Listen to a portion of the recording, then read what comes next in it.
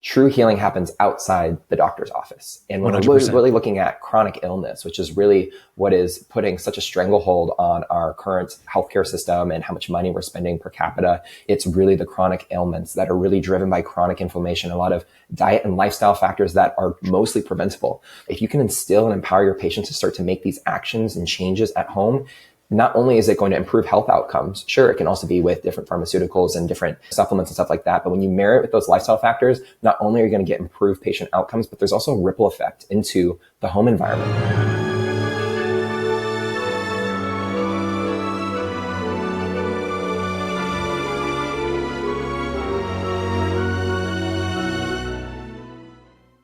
Welcome back to another episode of the Smarter Not Harder podcast, where we give you 1 cent solutions to $64,000 questions. I'm your host again today. My name is Dr. Scott Scher, and it's a pleasure to be back with all of you. So today I have a fantastic guest for you. We always have fantastic guests here at the Smarter Not Harder podcast.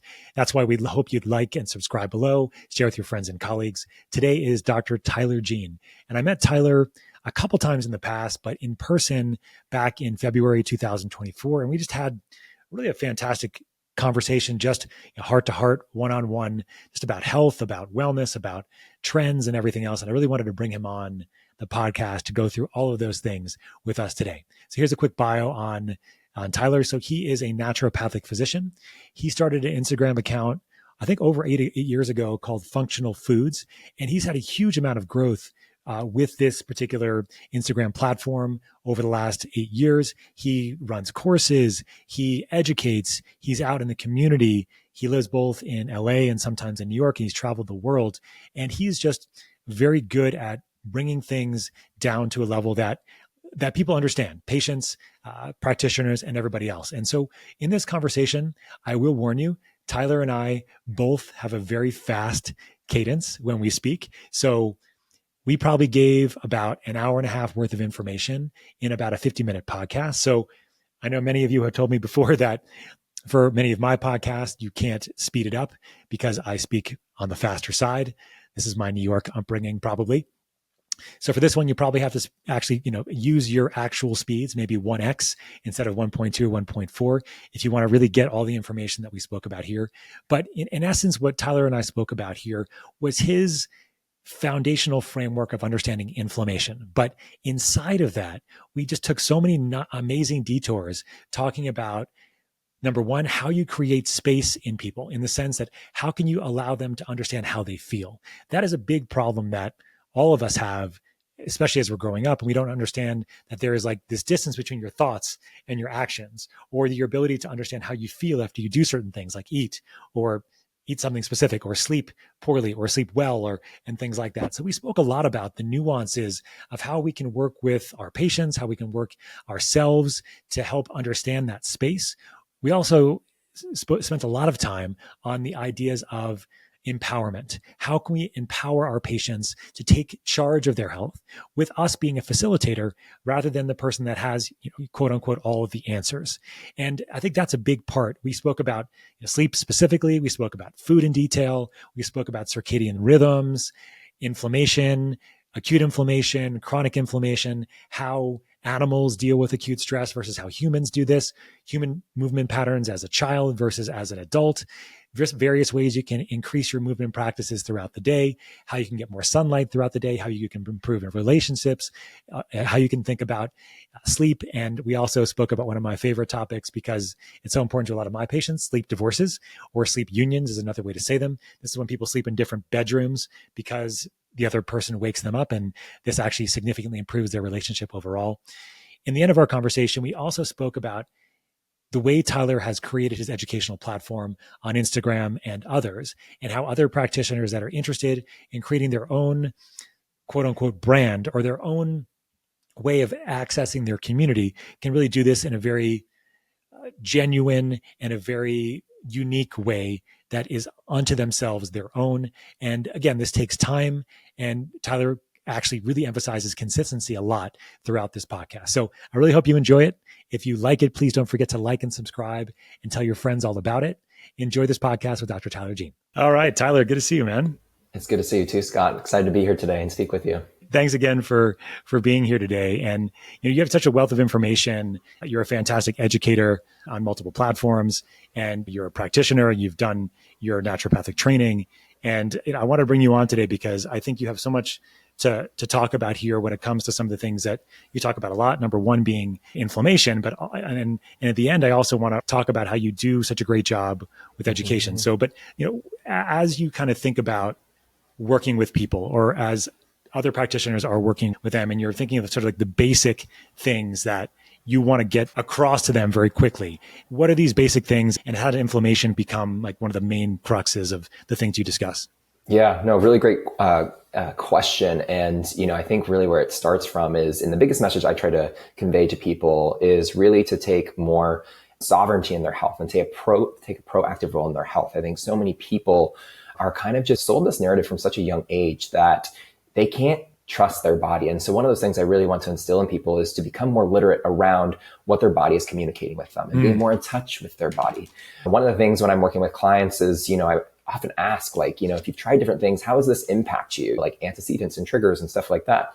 And I would say at least 70% of people don't know how certain interventions or environmental factors are impacting their day-to-day and some of these things in terms of the intensity and severity of certain things that they may be experiencing, right? This could be related to an autoimmune disease. It can be related to just how they respond to stress, sleep issues, you name it. And so really, I really believe in patient empowerment in that way. And I really believe that healthcare providers and especially doctors really are in this unique position to educate and empower their patients to really live life to the fullest.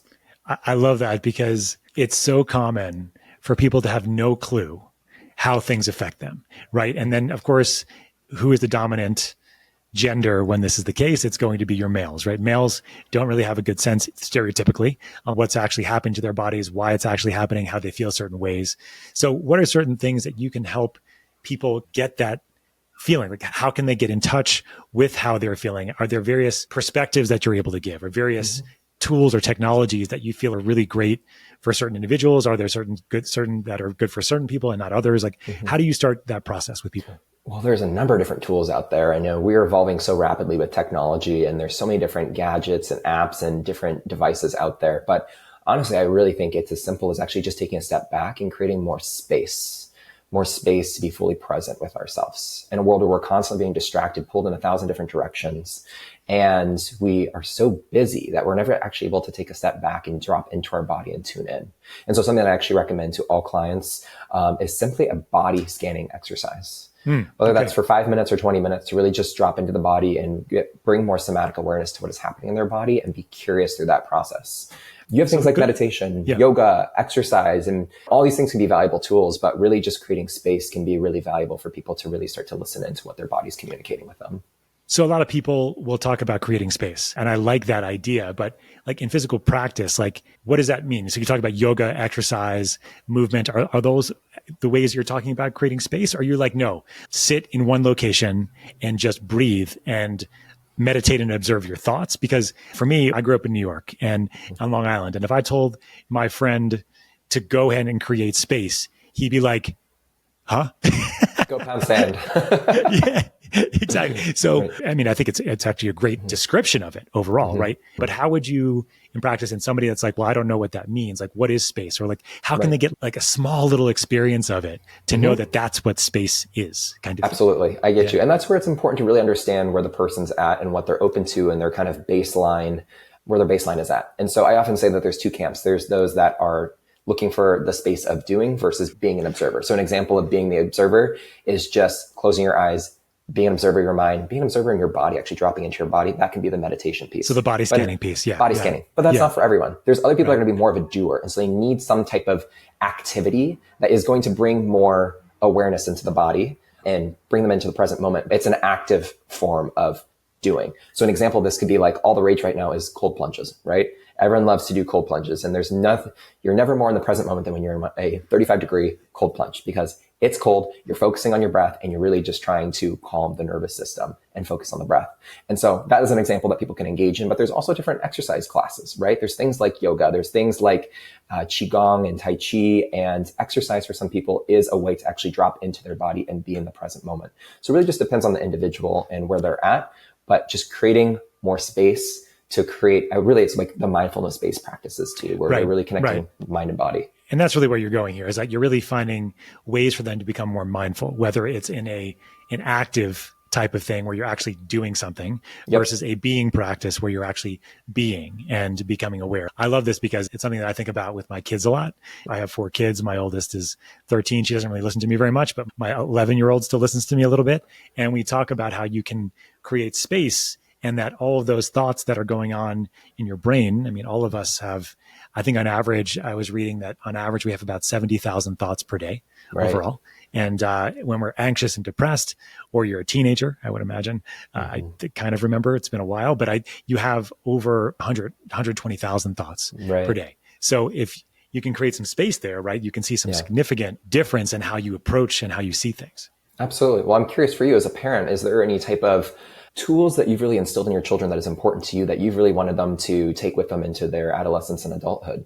And this is the biggest one, I would say, Tyler, is that the biggest piece is that they're not their thoughts, right? And they're not their thoughts. Yeah, all of those things that are floating around in their mind incessantly that all of us have, no matter how old we are, as soon as we start becoming aware, which I have a 7-year-old and then I have a 13-year-old, right? Then I think if they can create that space, like exactly what you said, because that's when they become more aware of what the distance between what they think is happening versus what is actually happening. And that's when you can drop in and actually feel the effects of something like the food that you're eating, or the stress that you're having, or the sleep that you're not getting, and all those kinds of things. And very well how just like our thoughts can also influence how we respond to these different things. So you could be consuming a certain food and maybe have a certain narrative and story around it. Like, let's say you're eating a piece of pizza and you may equate or been told that pizza is bad for you. So like, as you are eating this pizza, there can be this feeling of guilt or shame around it, right? We have an emotion attached to it too. And what's interesting is like, they've looked at actually studies of people when we're looking at kind of like the power of the mind and placebo too, where it's just like, you can have somebody, both eating, let's say a cheeseburger or a piece of pizza, and one looks at it like, this is nourishing my body and like giving thanks for that food, versus someone that it's like, I am so bad, and kind of like coming from the shame narrative, and they're eating it and have very different responses, specifically in how that person, metabolic responses to blood sugar in particular. Their stress response, their cortisol response will be different. Exactly. So it really just points to me the power of our mind and our thoughts. And even for people that are, let's say, on a health journey or wanting to learn more about their health, like how our thoughts and our mindset around our health really paves the way to rewriting old patterns and narratives, but also how our mindset and our thoughts can actually be a big impediment to healing. Absolutely. Yeah. There's a great story that I think that I recently heard about. And this is really exactly what you're talking about, is that there is this patient with multiple personality disorder. So he had multiple personalities. One of the personalities was allergic, had a significant allergy to, like, I think it was like orange juice or something like that. But if he was in one of the personalities, or the personality that was allergic to, let's say, orange juice, he would get hives from it. But if he was in one of his other personalities, same body, right? Same brain, right? But different personality, he would not get a reaction to it. So think about that. Like, think about the power of the mind if you can have that kind of dichotomy, right? How much of this is taught in medicine? And when you're working with a patient, you're actually in the clinical trenches of things, and you're working with somebody. One, do you have actually the time to educate a patient on this and actually explore these things? And then two, I'm really big on like patient empowerment. And early on in my medical career and training, I really realized like bearing like acute trauma, like I never worked in the hospital, bearing trauma, like true healing happens outside the doctor's office. And when 100%. We're really looking at chronic illness, which is really what is putting such a stranglehold on our current healthcare system and how much money we're spending per capita in the United States compared to other medical systems in developed nations, it's really the chronic ailments that are really driven by chronic inflammation, a lot of diet and lifestyle factors that are truly preventable, mostly preventable, that all of these different factors, if you can instill and empower your patients to start to make these actions and changes at home, not only is it going to improve health outcomes, sure, it can also be with different pharmaceuticals and different supplements and stuff like that. But when you marry it with those lifestyle factors, not only are you going to get improved patient outcomes, but there's also a ripple effect into the home environment. So everyone else in the family starts to get healthier too. they start to develop healthier habits, right? That could be improving, where they're shopping for groceries, cooking more home cooked foods as opposed to eating out at fast food restaurants. It could be doing group exercise activities and moving their body more. Again, that aspect of the accountability that comes with the knowledge and being able to apply knowledge, because sure, knowledge is power, but it's only as good as you're able to apply it. And so, I think that's really important. And I think that's what you're saying, right? You have to believe in it. Yeah. Part of the interruption. This episode is brought to you by Health Optimization Medicine and Practice Association, a nonprofit organization training practitioners how to optimize health rather than treat disease. For this episode with Tyler, check out our chronobiology module. This is a module that we go deep into circadian rhythms, circadian biology, how to optimize this, how to detect issues, how to correct issues, both with lifestyle, diet, supplementation, and testing. Head on to homehope.org and check out the chronobiology module. Save 10% on this module by using code podcast10 at checkout. Now back to the show. Yeah, I think it's such an interesting thing that as you become a practitioner, I've been doing this a long time now, and my father's a chiropractor for 45 years. And you can see how you can shift people very quickly with the mindset piece, right? Mm-hmm. So if you can shift them with the mindset piece very quickly, then everything else becomes a lot easier because they believe. So it's hard, I think, for practitioners, especially for coming from a conventional training, to say, I have to be a cheerleader to some degree. I have to actually believe enough that they can get better to instill in them like this kind of belief. And that's a big shift for practitioners, I would imagine, overall. Right? Absolutely. And it's a collaborative approach too, right? It's a two-way street. It's the practitioner, provider, as well as the patient. And so, yes, empowering the patient and giving them the tools to really take a proactive role in their health, but also on the patient end of things too, or the client, really believing, like, if you're dealing with a chronic health ailment, like, do you believe you can actually get better? Do you want to truly heal? Because subconsciously, if you're so attached and identify with your illness, then it can make it so much harder to healing because you don't know who you are outside of being that sick person in this victim-based mindset. And you just get so familiar that it almost becomes who you are. And so if you really want to heal on a deep level, you really got to look at, like, what is my relationship with my illness, and how is that also potentially keeping me in this vicious cycle of being stuck and really taking on that victim-based mentality. Yeah, I couldn't have said it better myself, Tyler, because I see this all the time, right? I consult with somebody and in the first 5 to 10 seconds, I know that whatever I say to them is not going to help them.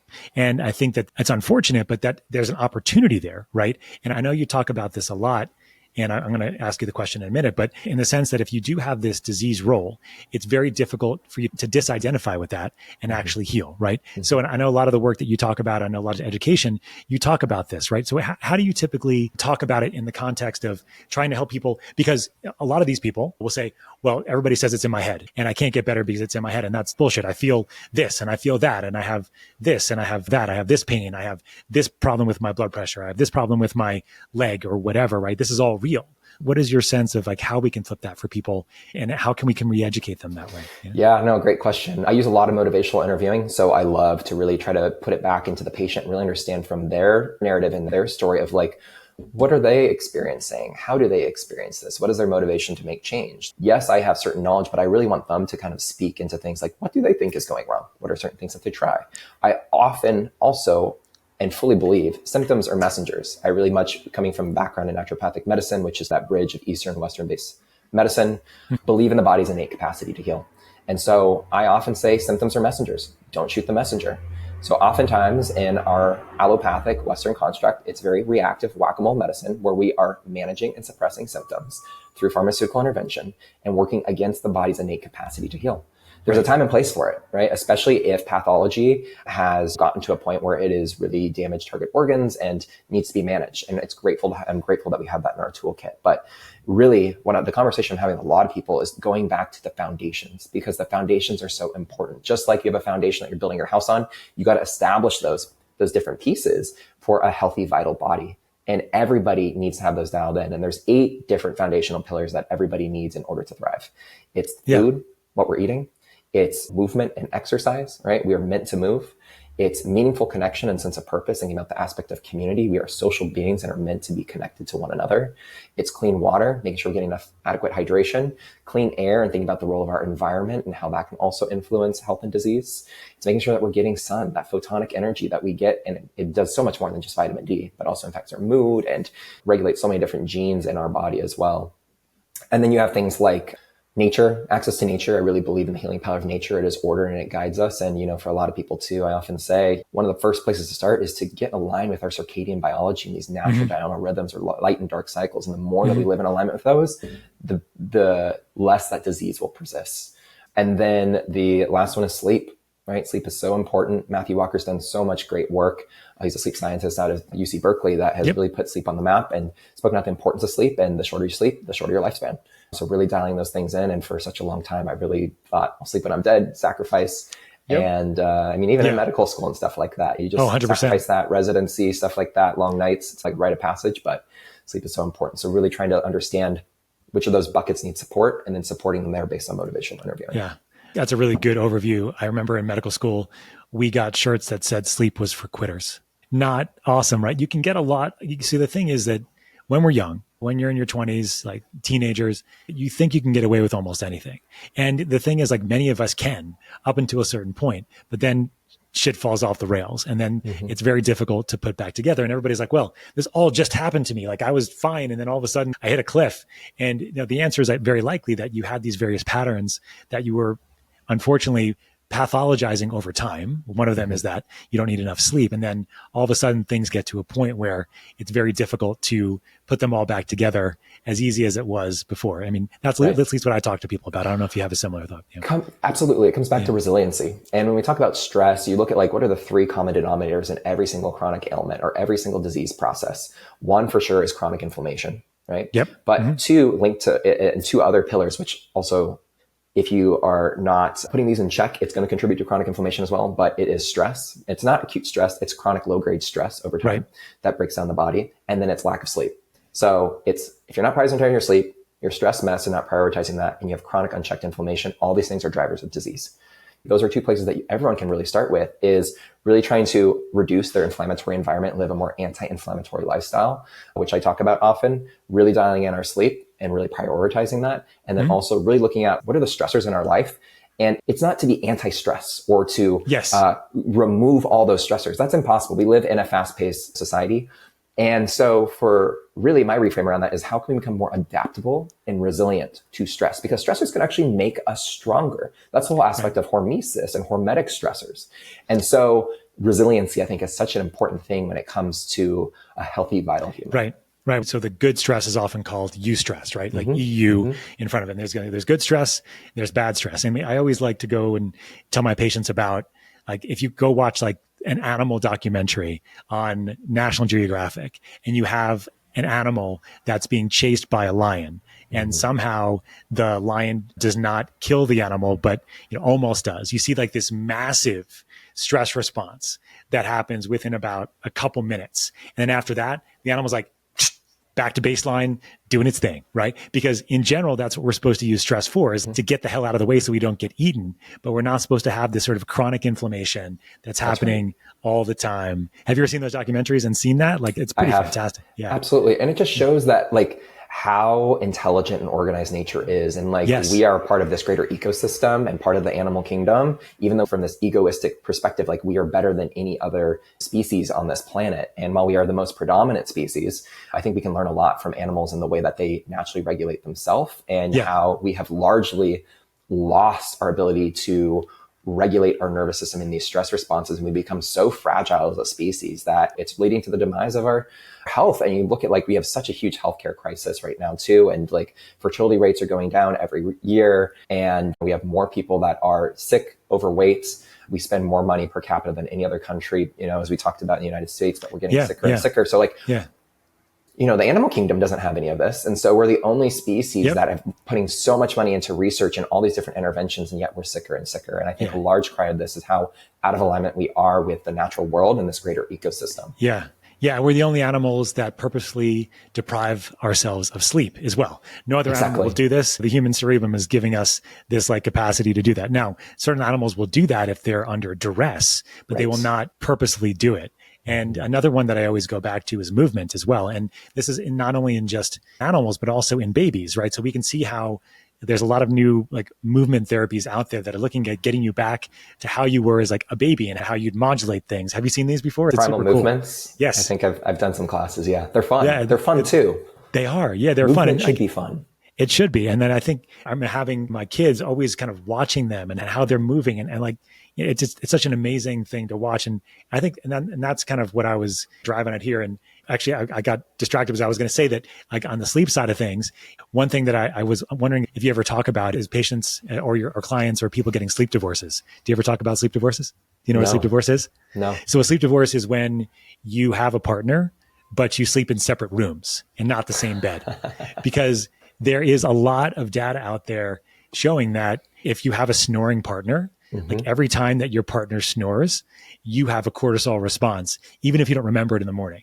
So I like to point out to people, there's like a better word, a more positive term for it now. I think it's like sleep union or something like that. So, but it's a big thing. Sleep divorce. Yeah, it's real, right? And I mean, also like, fighting over softness or hardness of a mattress, let's say, also temperature in the room. Some people want hot, cold, and for various different reasons, stuff like that. But yeah, it all impacts your sleep quality. And if you're not getting good sleep, we all know that we're more hangry, more irritable, more stressed, and there's all these different physiological changes that happen. And more inflamed, right? That's what it comes down to. You mentioned a lot of things here, right? And I think to kind of bring it down to inflammation for a little while, because most people think that they understand what inflammation is. Even practitioners kind of understand like, oh, this is inflammation, everything's the problem. But when you think about inflammation, how do you think about the process of it when you're talking to clients or your audience? Like, how do you break it down for people so that it's easy to understand what like acute inflammation would be and what's happening there versus what's the difference from a physiologic perspective from a chronic inflammatory state?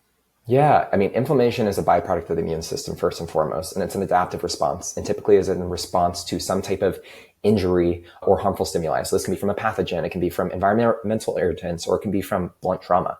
And so inflammation is one of these double-edged swords, and we have both this like a camp of acute inflammation. So again, we have injury, we need repair. It's your body's way to rebuild that tissue. Usually that can last from anywhere from 48 hours to up to 10 days to repair that process, depending on how severe that trauma is.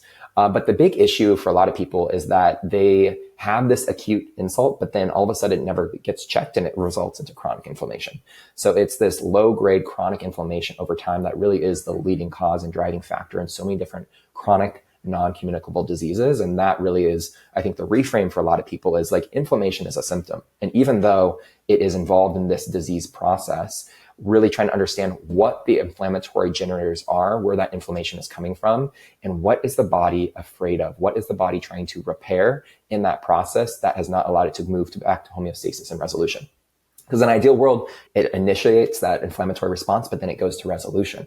And so if we're not actually asking why that inflammation is there in the first place, we're really doing the client or the patient a disservice. And I often give this example too, like, you can step on a thumbtack and that thumbtack is going to cause a lot of pain. And there's two different ways you can approach it. You could either, one, remove the thumbtack from your foot. It's going to be painful and sore for the next couple hours, maybe the next day, but then eventually it goes back to normal and no more pain. Or the second option is you can pop ibuprofen, a non-steroidal anti-inflammatory drug, to mitigate the pain. And then you continue to do that until it wears off while the thumbtack's in there, right? Until you die of septic shock because you have a foreign body in your... But anyway, yes, exactly. But, I give the example that's the idea. I like it. I think any rational person would realize, oh, there's something in my foot. I need to remove that source of inflammation and pain. But so many people are walking around with a thumbtack in their foot and they're never actually asking, and why is that thumbtack there in the first place? What is there? And it's simply just managing those symptoms through various different ways, whether that is with pharmaceuticals, non-steroidal anti-inflammatory drugs, steroids, biologics, or are trying to do it through diet and lifestyle factors, which are great, right? And they are necessary and they can help drastically reduce the inflammatory process. But it's being more curious, again, as we talked about earlier on, what are these symptoms trying to communicate with me? Because symptoms are messengers. So don't block the messenger. Yes. Yeah. Don't knock the messenger. I like it. And then like when it comes to inflammation, it's so interesting to me as well, because the way I think about this is very similar, that inflammation is like the fuel on the fire. There's likely something that's going on underlying here that's causing there to be a area where the inflammation is able to like quote unquote take hold. And this is actually really common in like cardiovascular disease, for example. So if you have cardiovascular disease, it's not necessarily that the plaque would be the issue. It's the inflammation and issues that around the plaques in the arteries that are causing all this other stuff to get built there over time. So you can separate these things in your mind as you're thinking about this. If you're a patient, and certainly as a clinician, like what we want to be doing is addressing inflammation to 100%, but you also want to be understanding what's the reason why this inflammation is allowed. So I love your example of the thumbtack here, because that's like a very easy example for people to realize. But like another good example that I could think of is if you've had a concussion or a brain injury and you have an area of the brain that has less oxygen in it overall. If this area in the brain has less oxygen in it, like you're going to have less ability to get enough nutrients, vitamins, minerals to that area of your brain to be able to heal it. So you got to heal the brain injury, or try to, if you're going to see that injury get better and that healing occur, right? Right. Absolutely. And I mean, part of the inflammatory response is orchestrated by the immune system, as we talked about. And so it will send off different immune molecules to help to orchestrate that event to help to repair that tissue that is damaged. And if you have lack of perfusion, you can actually get those, let's say, soldiers to the place where it needs to do the repair. Well, then it almost does the body no good. And so that's also where like circulation is really important. You often hear about like to help improve wound healing, you want circulation for that reason. And there's all these different ways to improve that. It's to help to get those immune molecules where they need to go so that you can mount the proper immune response and bring it to resolution. Right. So when you're thinking about you talked about or maybe 8 pillars, I don't remember, of optimizing health from a foundational perspective. And certainly all of these are addressing inflammation in various ways. What do you think of those foundational pieces are let's call it most foundational, most easy for patients to start doing right away, that don't take a huge amount of challenges? I mean, certainly changing your diet can be hard for a lot of people, especially as we're older, we get more set in our ways. And if I had told my grandfather when he was 85 years old that he could stop having dementia if he stopped eating, something, he wouldn't do it, because that's what he does. Right. So what do you think of the pillars that you have created? Are they sort of the most sort of low hanging fruit there? And what are some easy things that you have people do to start getting in the mode of starting to feel better and create that space so they understand that? Right. No, absolutely. And to your point, food is probably the most pivotal pillar that we can really leverage, because the food we eat can either leverage and influence inflammation, or it can actually impart anti-inflammatory benefits. Literally, the food that we eat can drive anti-inflammatory mechanisms in various different ways. And so while food is difficult, it's really trying to, the first place I start with most people is really trying to, how can we incorporate more whole, unadulterated real food as opposed to ultra processed foods? Now, so you start with food. Start with food. Yep. And then cutting out sugar sweetened beverages and other caloric sweeteners. Caloric sweetened beverages as well is a big place to do. But yeah, I start with food.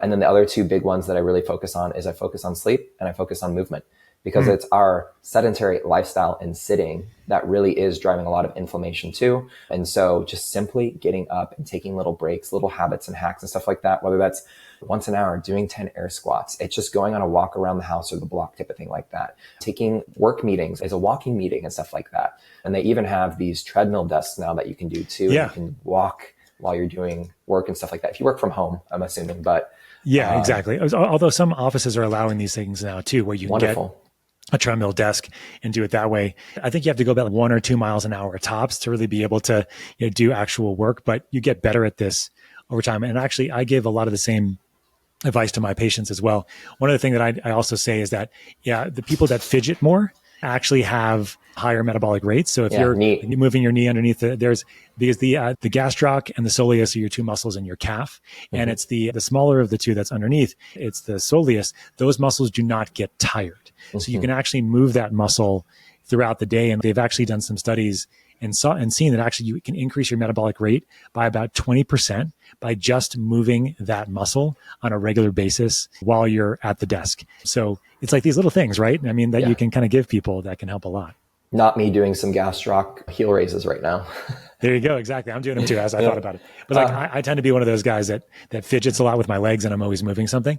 And you find that those people tend to be lower weight than those that don't, or that we're all just nervous all the time or something. But absolutely. So the reframe, I think, for a lot of people, yes, a lot of people focus on exercise, and resistance weight training is important, aerobic exercise, running, love that stuff. But how can we break up being sedentary and the amount of time we're sedentary and just move our bodies more? We're meant to move. So simply walking can also be a really great tool. And I think walking is underrated, and just very much implementing it 1 to 3 walks in a day. And it really, you don't have to hit 10,000 steps a day, right? Wherever you're at, just try to do a little bit better than you did the day before and try to move your body. I often say the best way you can do it, do one to start the morning before you go into work. It can be a short walk, and then do one after dinner in the evening. It's a great way, post-digestion, and to move your body before you go to bed. And if you love dogs, you can do it with your dog. I think that's a great way for people to get the exercise, to be forced outside because they have an animal that they have to walk. But yeah, I'm actually, it's very similar advice that I give. At least one walk a day, if not two, taking breaks during the day with movement. When it comes to go back to food for a minute, and you have some good categories there. Do you have a specific way that you think overall is easier for people? I tend to say that maybe don't eat all hours of the day to start off with. Maybe don't change the food as much, but start off, maybe eat for like 10 hours in the day rather than 17 or something like that. Right. Yeah. Very simple, practical ways that you can start to take action on the food thing. And so generally for people, fasting is all the rage and everyone's talking about different types of fasting. You have intermittent fasting, prolonged fasting, time restricted eating. Really, I would say for most people, what is approachable for most people is just try to adhere to a 12-hour feeding window and a 12-hour window where you're not intaking food. Because when we're not eating food, it's giving our digestive system a break. We're also able to turn on certain pathways that we have, nutrient sensing pathways. And so in the absence of food or when food is scarce, it turns on some of these built-in pathways that help to repair the body and bring it back to a homeostasis. So this is good. Our body is meant to go for periods of time without food. But that kind of 12-hour window, I used to be really strict for this, and something I've changed a lot where it's like, okay, like I don't want to eat after 8 p.m. because I don't want to ruin my sleep and stuff like that. I'm not going to eat till 8. I've given myself more flexibility, but ideally around that 12-hour window of restricting the intake of food. And that also means that you are having a meal in the morning then, as opposed to skipping breakfast and not having a meal until lunch. And I really think that believe that sets the tone for the day, for blood sugar, for energy, for mood, cognition, amongst other things. And so 12-hour feeding window, definitely a big one that people can implement with that. Pardon the interruption. This episode is brought to you by Transcriptions, makers of precision-dosed, physician-formulated, and pharmaceutical-grade formulas in the form of a buccal troche. For this episode, check out Blue Cannatine. Blue Cannatine is an awesome product. It contains nicotine, caffeine, CBD, and methylene blue. This is Dr. Gene's favorite product at Transcriptions. It's going to increase your focus, your energy, your productivity, your drive for 3 to 5 hours without come down or crash. Head on to Transcriptions.com and find Blue Cannatine and save 10% on your order by using code POD10 at checkout. Now back to the show. Do you feel like there was a lot of misguided information regarding like skipping that morning meal and starting off at noon and starting like your feeding window at that point? Is this something that's kind of evolved in your thinking over time? I mean, mine certainly has. Absolutely. And here's the thing. We're dynamic beings as humans. We're not robots. And so to do something habitually too, like just doesn't make sense to me. And so that's eating a little bit more intuitively. And like, if you're hungry, eat. Some people need that mental discipline though, in order to make those changes and break those habits. And sure, 12 hours is a great place to start, but maybe that's 11 hours, maybe that's 9 hours or 10 hours. But ideally, once the sun has gone down and after dinner, ideally you're going for a period of time without food. And I think a lot of the stuff too is like, even though the research, I love molecular mechanisms and I've followed Walter Longo's work for a very long time too. Yes. But, a lot of, looking at the distribution of research that is being done on men versus women and women that are in menstruating years versus, being postmenopausal, and realizing that we all have slightly different physiology and biochemistry based on gender and if you're menstruating or not. And also your level of activity, lean body mass to start with versus overweight. So there's all these different factors. And as much as you try to control for these confounding factors, like nothing is going to, research is important, but realizing that we're all biochemically individual and unique. And so you can try these certain things, and I actually encourage people to try certain things. But if it doesn't feel like it is working for you and you're actually noticing like lower energy, lower libido, and some of these other negative side effects of it, that's something to actually listening to. It's your body's way of communicating to you, as we were talking about, and just realizing like it is not a one size fits all for everyone.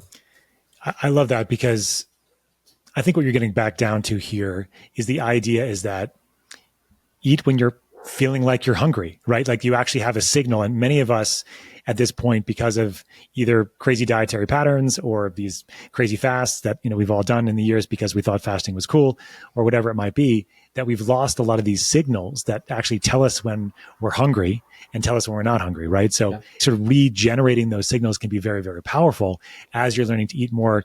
And dislike the word intuitively here. I know women are typically better at eating intuitively. I don't know what your thoughts are here, and I'd be interested, but trying to eat when you're hungry at least. And there's also this other philosophy that I'm sure you've heard of from Japan, with the idea of eating until you're 80% full. Right. as opposed to until you're, gorging yourself. I don't know if you've heard about that, but I like that Absolutely. one too. Yes, it's a hariachibu or something like that. I think it's Something like that. Something like that. People can correct me.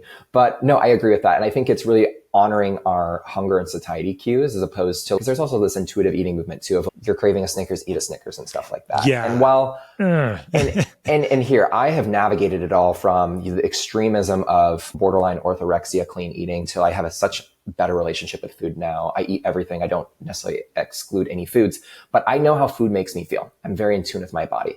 And like I said, I really focus on whole, unadulterated, real foods, because food from the earth, food from the land, whole foods, not only does it provide different micronutrients that catalyze thousands of different enzymatic reactions in our body, those vitamins and minerals that act as cofactors, but it also influences epigenetics, and specifically with nutrition, nutrigenomics. So how the food we eat and take in from the outside world impacts how our genes are turned on, turned off, turned up, or turned down. It also feeds the trillions of different microbes in our gut that influence some of these satiety things. Everyone's talking about GLP-1 right now, and this peptide and Ozempic. We actually make this GLP peptide, which helps with satiety and feeling full, in our gut.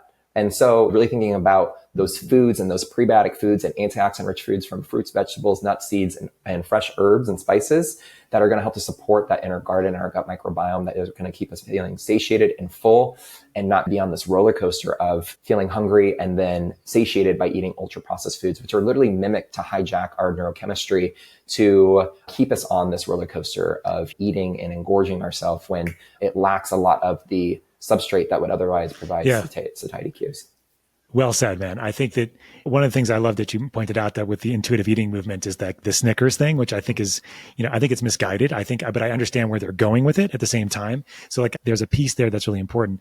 I mean, this is something that I get asked a lot about, and I'd love your opinion, as the calories in equals calories out argument, in the sense that you have people that say, well, I can eat 2,000 calories of ultra processed foods, and it's the same thing as eating 2,000 calories of regular foods, because calories in equals calories out, and that it's a thermodynamic regulatory system, and there's nothing else to talk about. What do you say to people like that? I mean, I know what I say, but well, yeah, I mean, and I'd be curious to hear your input after this as well. But there is the law of thermodynamics, right? So energy can't be created nor destroyed, but a lot of people are looking at the input of energy from food, right? So the way that we make energy is we take in food energy and then we break it down into chemical energy at a cellular level, at the level of the mitochondria, right? People probably remember that power plant of the cell. And so inside the cell is where we actually turn that food energy into chemical energy, ATP. So what I actually focus on with a lot of people is looking at that cellular health, looking at our biological cellular health, and looking at, can we efficiently make energy? Because you have this food coming in, but is that machinery broken? Is it less efficient? Right? Because I think a lot of people, they can look at the input and what they're bringing in and try to modulate, control that. But I'm like, how can we optimize the efficiency of the machinery that's actually turning that food energy into chemical energy? So I'm looking a lot on mitochondrial health at large, right? What makes those mitochondria dysfunctional? And also, how can we improve mitochondrial health? And a lot of that comes back to a lot of your foundational pillars. So that's really focused on people. And a lot of those things are foundational health pillars. So by changing the conversation from just looking at a place of like, how can I manipulate my body weight or lose fat, let's say, and like really focusing on that by focusing on exercise and changing our diet. How do we actually look at it from this place of how do we cultivate health? Because if you look at it from a lens of cultivating health and engaging in health promoting practices, your body, in my opinion, will naturally equate to a healthy weight. And then you're not on this restrictive cycle, and you're actually able to live your life with a lot more freedom. It's well said. I mean, I'm always going back to cellular health as well. I mean, how well your mitochondria work is more important entirely than what we're talking about here, even with the macros and overall.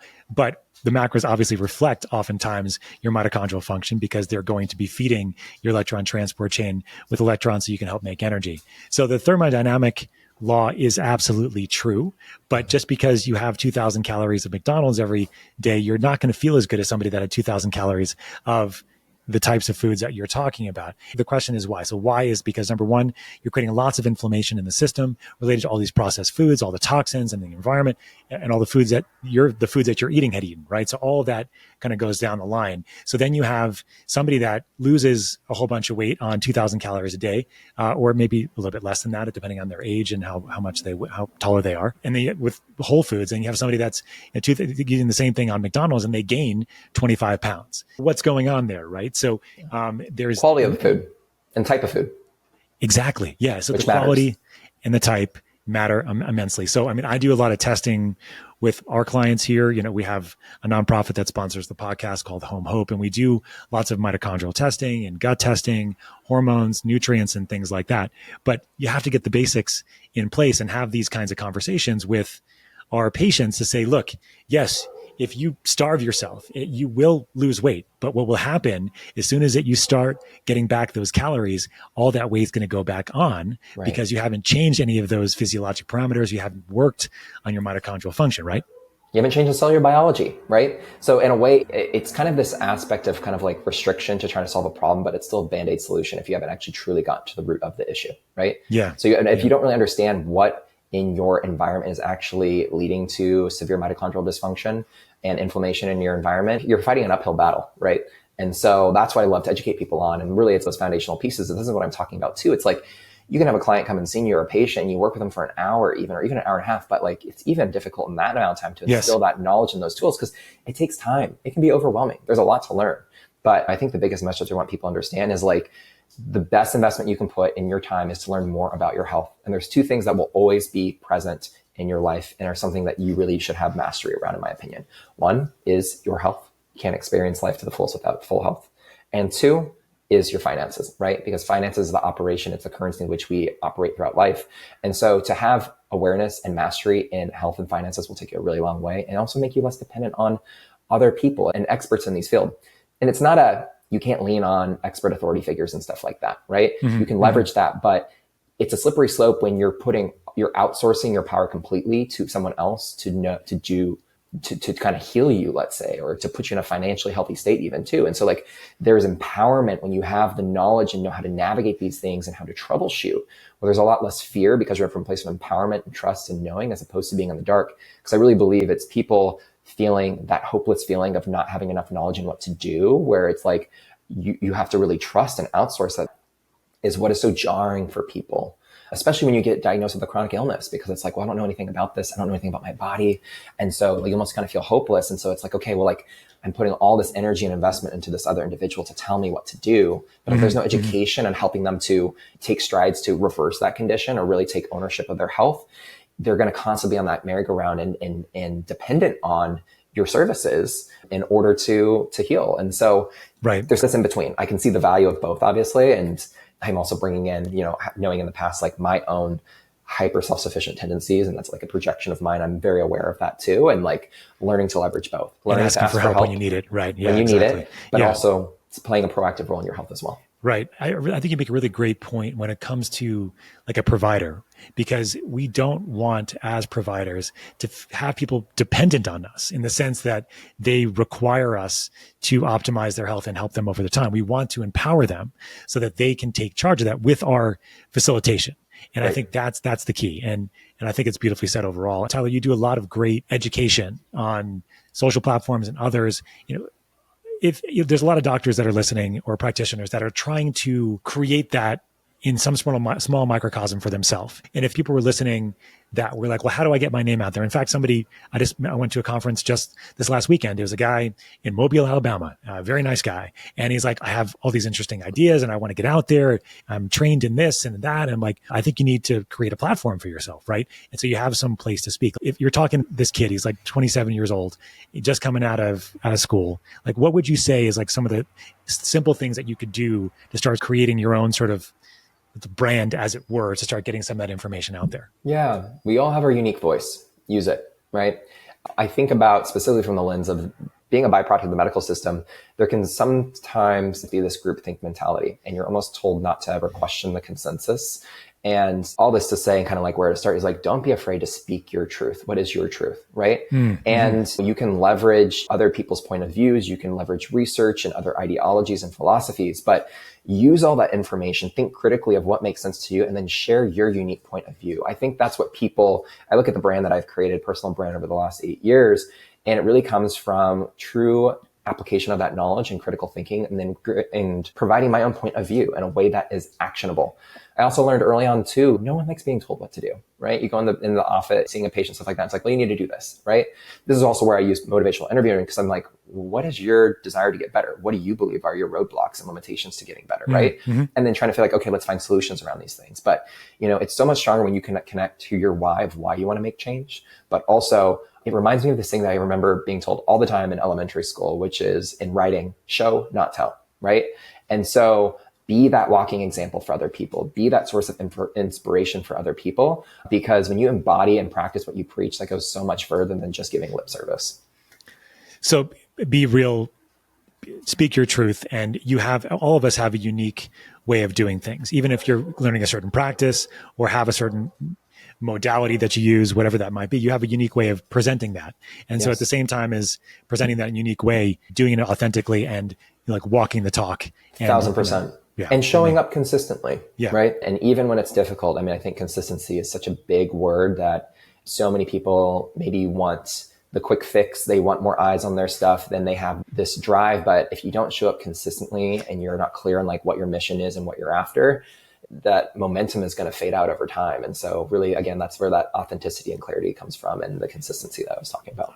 I love it. Well, Tyler, I think you speak as fast as I do, and we've given probably an hour and a half worth of material in much less than that. I think what I want to do now is wrap up a little bit here, which is, at the end of the podcast, I usually ask everybody, and we've talked about various things that you're probably going to talk about here, but it's called the Smarter, Not Harder podcast.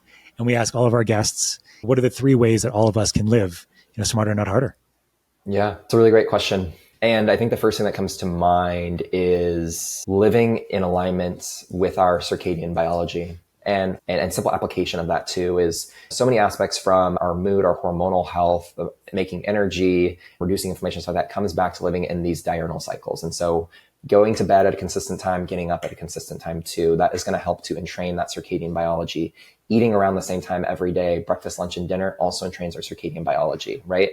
It is light input that is probably the biggest driver in that. So when you're getting up at a consistent time, showing and living in the rhythms of the natural world, you're improving your biology, your cellular biology, and you're optimizing your body to be in more of a state of health than in disease and dysfunction. So that would be my first recommendation for sure. Love it. In terms of food, because we talked about food just being such a pivotal factor that we all have to eat, right? So that for that reason, it's all something that we have access to and we can leverage, is really starting to question and ask yourself when you're eating these foods, is this fueling growth and repair and bringing my body into an anti-inflammatory state that can heal itself? Or is this causing disease, dysfunction, and making me not feel great in my body? And so almost just asking when doing an internal audit, like, how is this food making me feel? Because everybody responds a little bit different. But broad stroke, I'm really asking people, how can we start to incorporate more whole, unadulterated real foods? I really don't think that it's a big ask. And I do realize, there are food deserts and there's lack of access to certain fruits and vegetables and stuff like that. But just being mindful of how to eat more whole, unprocessed foods and prioritize that over ultra processed foods is going to make a big difference in various different aspects of your life.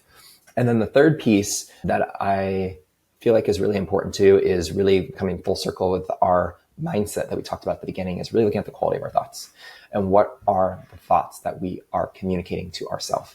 An exercise that I have many of my clients and coaching clients do too, is a future self journaling exercise, and really starting to speak to ourselves in a way as the future self that we want to embody and to feel, right? Whether that is something that is healthy, empowered, safe, liberated, experiencing joy, whatever that is, start to write that into existence, even though you may not feel that in the present moment, because it's the quality of our thoughts, in my opinion, that ultimately influence the quality of our lives. And so we really got to start with what are the narratives that we're saying and really asking, are these true? And are we being nice to ourselves? And so to your point too, not entertaining every thought too, and writing it as if we've already healed and are in that future self that is that experiencing happiness and joy in life to the fullest. Beautifully said, Tyler. You've done this before on the educational side, and I can tell that you've walked the walk, you've talked it, and you've lived it, right? And you've had your own journey. I know. And if anybody's interested, they can see what Tyler's posted over the years and his own journey, and has other podcasts where he goes into that in depth. In fact, he's recording one later today on that. So I encourage you all to listen. Tyler, thanks again for hanging out. Is there any place that you'd like to point people to, any programs, any other courses, anything else that you'd like that could be of interest? Yeah, I'm always sharing free educational content on Instagram at Dr. Tyler Jean, DrTylerJean. So you can follow me there, find me there. And then my website is a big resource hub there. There you can learn more about my story and how I got into naturopathic functional medicine and learn a little bit more about my journey. I have really built a brand off education. And so there's a number of courses that I offer there. I also have a membership called HealthX, which is really around patient empowerment education that we talked about, where I really walk people through all those foundational pillars for health and giving you actionable tools on how to implement those changes. And then also walking people through this healing funnel of identifying what is your root cause. And from that to how to take action based on various different symptoms that you may be experiencing. You also find a blog there. I have other resources and access to a lot of my favorite products there as well. So that is just drtylerjean.com, and you'll find a number of goodies there. Excellent. Tyler, thanks so much. I hope to see you sometime in person. We can hang out. Absolutely, Scott. I appreciate this. Thank you. Bye-bye. Take care. Thanks so much for tuning in to another episode of the Smarter, Not Harder podcast, where we give you 1 cent solutions to $64,000 questions. I had such a great time speaking to Dr. Tyler Jean. He's a wealth of information. He's a fantastic educator. He has just a real world, get it done, brass tacks kind of idea of how we really can help people and how as clinicians we can help, but also how we can empower our patients to be better, to work better, to live better, and to feel better. So if you like this podcast, don't forget to like and subscribe below. We'd love you to share this podcast with your friends and colleagues. We love the idea of more people listening to what we hear, to what we say, and to what we feel as we're going through and having such great interviews with such amazing guests like Dr. Tyler Jean. We hope to see you next time soon on a new episode of the Smarter, Harder podcast. Take care, everybody.